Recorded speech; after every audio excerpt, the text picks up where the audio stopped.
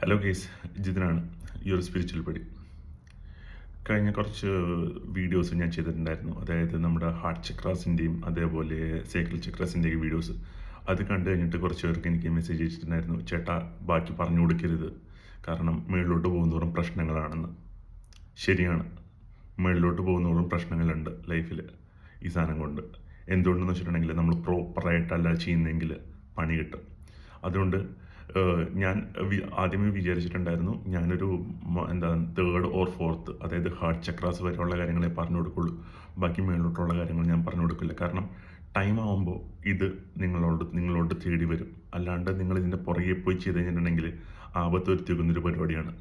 കാരണം ചക്ര ആക്ടിവേഷൻസ് ഒക്കെ പ്രോപ്പറായിട്ടല്ല ചെയ്യുന്നതെങ്കിൽ ഇപ്പം പലരും ഇതൊരു ചുമ്മാ പോയിട്ട് പരീക്ഷിക്കാം എന്ന രീതിയിൽ പോയി ചെയ്തിട്ട് പണി മേടിച്ച് വെക്കുന്നവരായിട്ട് കണ്ടിട്ടുണ്ട്. അതുകൊണ്ടാണ് ഞാൻ ഹാർട്ട് ചക്ര എത്തുമ്പോൾ ഈ പറയുന്ന ഈ സ്പിരിച്വൽ അവേക്കനിങ്സിൻ്റെ സാധനം ഞാൻ സ്റ്റോപ്പ് ചെയ്യും. ഇൻറ്റൻഷനലി സ്റ്റോപ്പ് ചെയ്യണം. കാരണം എനിക്ക് നിങ്ങളെ ആരെയും ഭ്രാന്തന്മാരാക്കി കാണാൻ എനിക്ക് താല്പര്യമില്ല. പലരും ഈ പറഞ്ഞ പോലെ പല സെൻറ്റേഴ്സിലും പോയിട്ട് കുണ്ടലിനി അവേക്കനിങ് പ്രോസസ്സൊക്കെ എടുക്കുന്നത് കണ്ടിട്ടുണ്ട്.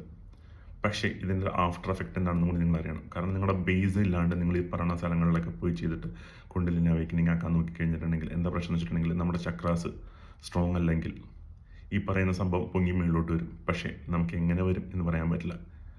മനസ്സിലായില്ലേ? അതായത് ഈ സാധനം, ഈ പറയുന്ന കുണ്ടലിനി എന്ന് പറയുന്ന സർപ്പൻറ്റ്, നമ്മുടെ 33ാമത്തെ ടെയിൽ ബോണിൽ ഒളിച്ചിരിക്കുന്ന ഈ സർപ്പൻറ്റ് ഉണർന്നു കഴിഞ്ഞിട്ടുണ്ടെങ്കിൽ അത് കഴിഞ്ഞ് മേളിലോട്ട് പോയി കഴിഞ്ഞിട്ടുണ്ടെങ്കിലാണ് നമ്മൾ കുണ്ടലിനി അവേക്കനിങ് എന്ന് പറയുന്നത്.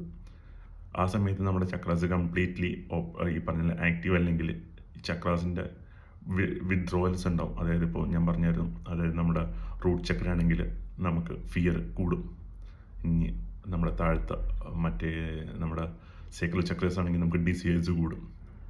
അതുകൊണ്ട് ഈ സ്പിരിച്വലിലോട്ട് പോകുന്ന സമയത്ത് ഈ സാധനം കുണ്ടലിനുള്ള സമയത്ത് ഈ ചക്രാസിൽ വല്ല ബ്ലോക്സ് ഉണ്ടെങ്കിൽ നേരെ താഴത്തോട്ട് സെക്സിലോട്ട് പോകാൻ പോകും. അങ്ങനെ ഞാൻ പറയാൻ പറ്റുള്ളൂ. അതുകൊണ്ടാണ് ഞാൻ ഹാർട്ട് ചക്രാസ് എത്തുമ്പോൾ നിർത്തും. അത് കഴിഞ്ഞിട്ട് നിങ്ങൾക്ക് സ്പിരിച്വലി മുന്നോട്ട് പോകേണ്ട സമയമാകുമ്പോൾ നിങ്ങളിലോട്ട് സാധനങ്ങൾ എത്തും. അതുകൊണ്ടാണ് ഞാൻ പറയുന്ന ആരോടും സ്പിരിച്വാലിറ്റിയുടെ പുറകെ തേടി പോകരുത്. അത് നിങ്ങളെ തേടി വന്നോളും ടൈം ആകുമ്പോൾ.